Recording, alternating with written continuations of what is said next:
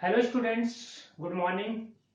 हमारे आज के इस वीडियो में हम चैप्टर नंबर 12 की ओर बढ़ते हैं, जिसका टाइटल है सुदामा चरित। इसके लेखक हैं नरोत्तम दास। इसके अंतर्गत हम पढ़ेंगे पाठ परिचय, कठिन शब्द, शब्दार्थ और इस पाठ के जितने भी जो प्रश्न उत्तर हैं और उसके आशय। सुदामा चरित पाठ में जो है, सुदामा के बारे में आप सभी परिचित हैं। सुदामा श्री कृष्ण का बचपन का सबसे परम मित्र था और जिसकी मित्रता आज भी जनमानस में काफी जो है प्रचलित है। और आज भी जो है इन दोनों की मित्रता का वर्णन जो है कहीं न कहीं किया जाता है। कहाँ सुदामा और कहाँ श्री कृष्ण। कहने का मतलब सुदामा काफी दीनहीन और काफी गरीब व्यक्ति थे, जबकि श्री कृष्ण काफी अमीर, कहने का मतलब एक राजा थे। फिर भी दोनों की मित्रता काफी इतनी अधिक थी कि कभी भी जो है उन दोनों की मित्रता के बीच में जो है उनका धन दौलत या जो ऐशो आराम हो वो कभी भी जो है इनके बीच में नहीं आया। ठीक है, नहीं तो अक्सर हम देखते हैं मित्रता के बीच में कभी कभी एक व्यक्ति अगर काफी अमीर है और एक कहीं गरीब है, तो कभी कभी हम ऐसे गरीब व्यक्तियों को क्या कर देते हैं, नजरअंदाज कर देते हैं। उसको देख मतलब अपनी मित्रता को जो है वहां पर हम उससे दूर हटा लेते हैं।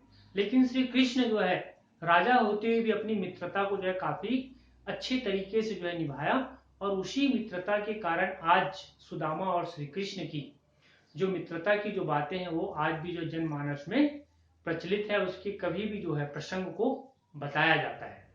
तो आइए आज इस पाठ के अंतर्गत हम भी जो है श्री कृष्ण और सुदामा के कुछ मित्रता भरी बातों को जो हम पढ़ते हैं और समझने का प्रयास करते हैं, कैसे उनकी जो मित्रता थी वो थी।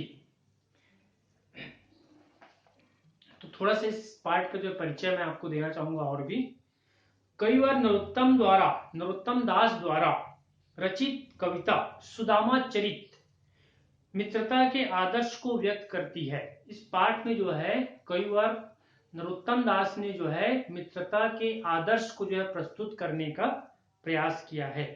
इसमें कवि ने सुदामा और श्री कृष्ण की मित्रता का मनोरम चित्रण किया है। इन दोनों की मित्रता आज भी जनमानस के लिए आदर्श तथा पथ प्रदर्शक है। आइए कुछ अंश इसका मैं लेता हूं, आप जो है पुस्तक पे देखना ध्यान से। पहला जो पद है, शीश पगा ना झगा तन में, शीश पगा ना झगा तन में प्रभु जाने को अहि बसे के ही ग्रामा। शीश पगा ना झगा तन में प्रभु जाने को अहि बसे के ही ग्रामा। धोती फटी सी लटी दुपटी, धोती फटी सी लटी दुपटी अरु पांव उपानह को नाही सामा। द्वार खड़ो द्विज दुर्बल एक, द्वार खड़ो द्विज दुर्बल एक रहियो चकिसो वसुधा अभिरामा। पूछत दीन दयाल को, पूछत दीन दयाल को धाम बतावत अपनो नाम सुदामा। ठीक है, इस पद के माध्यम से कवि ने जो है हमें बताना चाहा है कि सुदामा जब श्री कृष्ण से मिलने जाते हैं तो सुदामा जैसे उसके राजमहल के सामने पहुंचते हैं तो वहां पर द्वारपाल को जो है अपना परिचय देते हुए बताते हैं। तब द्वारपाल जो है उसके संदेश को लेकर श्री कृष्ण के पास पहुंचते हैं और उसकी मनोदशा का मतलब सुदामा के दीनहीन दशा और उसके बताए गए बातों को जो है कैसे वर्णन कर रहे हैं उसको इस पद के माध्यम से बताने का प्रयास किया। देखिए, कई बार नरोत्तम दास ने श्री कृष्ण के द्वार पर खड़े सुदामा के दरिद्र एवं अभावग्रस्त रूप का परिचय दिया है। इस पद के माध्यम से कई बार नरोत्तम दास ने जो है सुदामा के श्री कृष्ण के, ठीक है, सुदामा जो है श्री कृष्ण के द्वार पर खड़े हुए हैं और उसकी दीनहीन दशा को देखकर उसका वर्णन कर रहे हैं। सुदामा श्री कृष्ण के द्वार पर खड़े हैं। द्वारपाल उसके आने की सूचना अत्यंत आदर पूर्वक श्री कृष्ण को देते हैं। द्वारपाल श्री कृष्ण से अत्यंत विनम्रता पूर्वक निवेदन करते हैं कि हे प्रभु, द्वार पर एक दुबला पतला व्यक्ति खड़ा है जिसके सिर पर न तो पगड़ी है न शरीर पर कमीज है।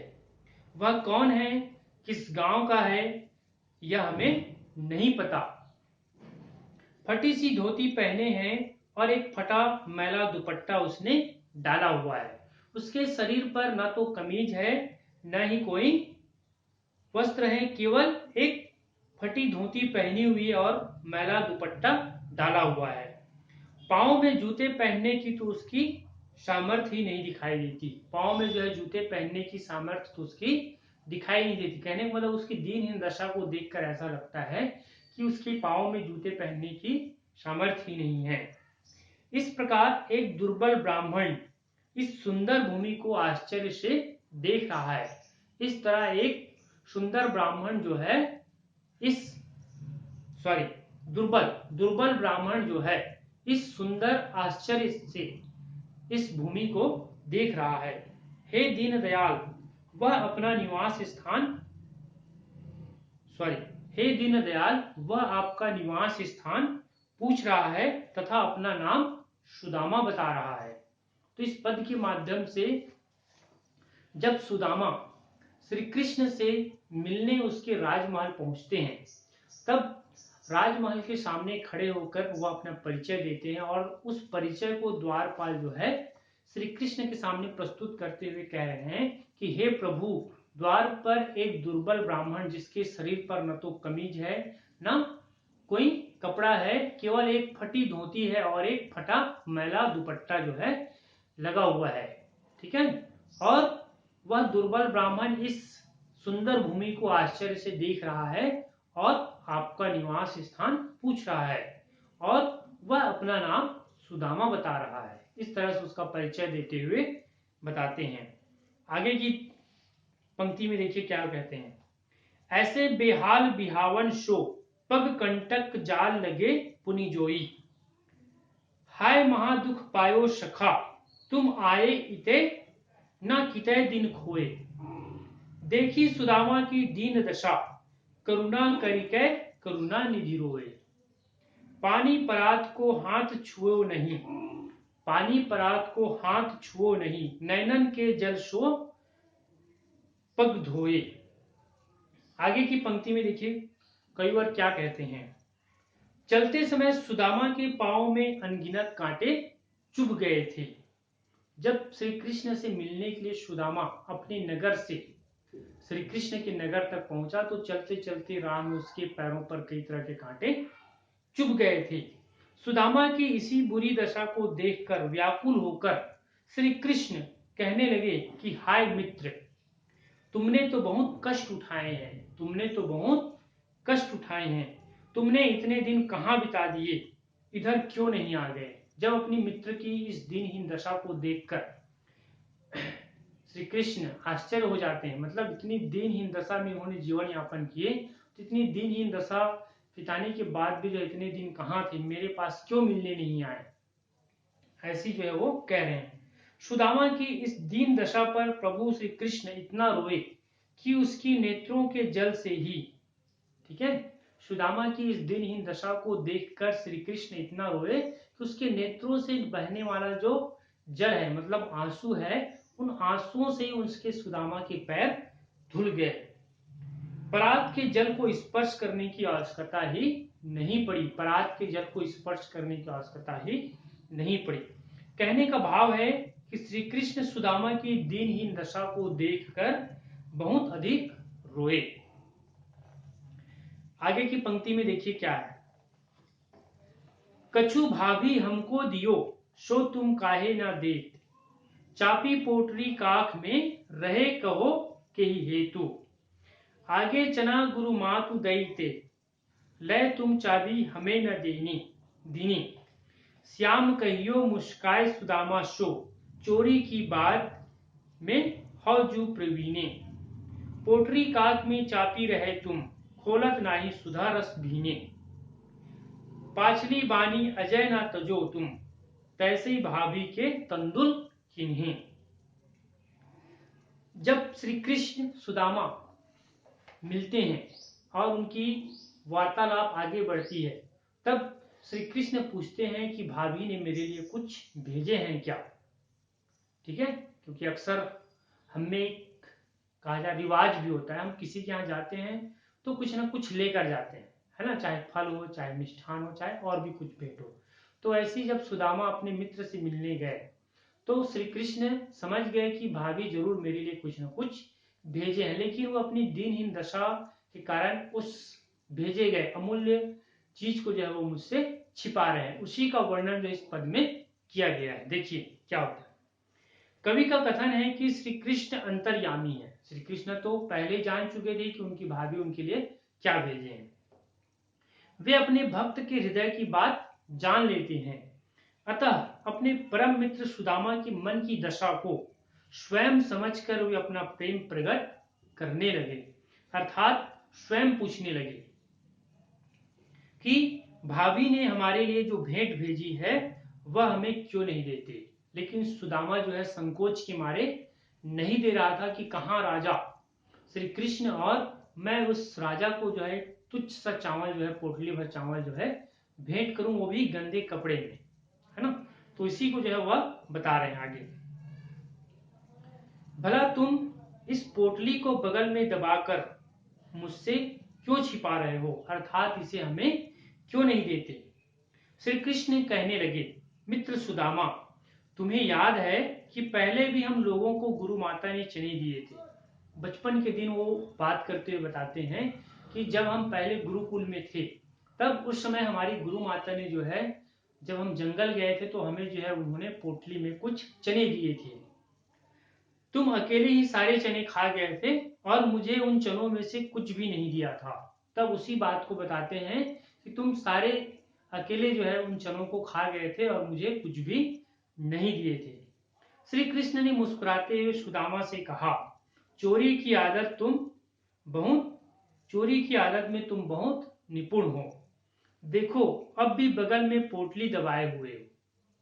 वे प्रेम के अमृत रस में भीगे चावलों की पोटली खोलते क्यों नहीं। श्री कृष्ण कह रहे हैं कि वे प्रेम, मतलब जिस प्रेम से जो है भाभी ने मुझे भेंट करने के लिए दिए हैं, तो उस प्रेम रूपी अमृत से भीगे उस चावल के दानों को मुझे क्यों भेंट नहीं कर रहे हो। लगता है तुम्हारी पुरानी आदत अभी भी तुमने नहीं छोड़ी है। गुरु माता के उन चनों की भांति हमारी भाभी द्वारा दिए गए चावलों को भी तुम अकेले ही खा जाना चाहते हो, इसलिए ही तुम उन्हें बगल में दबाए बैठे हो। ये कह रहे हैं श्री कृष्ण। तो इस पंक्ति के माध्यम से हमें ये बताने का प्रयास किए हैं कि जब सुदामा श्री कृष्ण से मिलने जाते हैं तो उनकी पत्नी जो है श्री कृष्ण को भेंट स्वरूप जो है कुछ चावल के अंश जो है देती है और कहते हैं कि हमारे पास तो कुछ नहीं है, आप इसे उसे भेंट के रूप में दे देंगे। लेकिन सुदामा संकोच के मारे उस भेंट को जो है अपनी बगल में दबाकर रखते हैं, उससे श्री कृष्ण को नहीं देते। लेकिन श्री कृष्ण तो अंतर्यामी होते हैं, वो समझ जाते हैं कि ये हमें नहीं दे रहे हैं। तब श्री कृष्ण अपनी पुरानी बातों को याद करते हुए कहते हैं कि पहले जब हम गुरुकुल में थे तो बचपन में जब एक बार हम जंगल गए थे लकड़ी काटने के लिए, तब गुरु माता ने हमें चने दिए थे। उन चनों को भी तुम अकेले खा गए थे और हमें नहीं दिए थे। आज फिर तुम वैसा ही करने वाले हो क्या? जो भाभी ने हमें चावल भेंट दिए हैं, क्या तुम अकेले ही खा जाओगे? उस प्रेम रूपी अमृत से भीगे चावल को हमें क्यों नहीं दे रहे हो? ये श्री कृष्ण कह रहे हैं।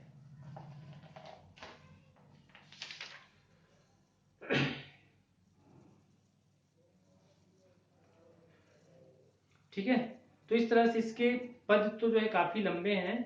तो इस पद में जो है पूरे श्री कृष्ण और सुदामा की बातों का ही वर्णन किया गया है। इसके बाकी के जो पद हैं आपको मैं बाद में आपको समझा दूंगा। इसके प्रश्न उत्तर और आशय कुछ जो है मैं आपको व्हाट्सएप के माध्यम से शेयर कर दूंगा। साथ ही साथ कठिन शब्द, शब्दार्थ, ये सभी मैं आपको शेयर कर दूंगा। आज की वीडियो में इतना ही। नेक्स्ट वीडियो में इसकी और भी जो है पार्ट और चैप्टर को मैं बताऊंगा। ठीक है।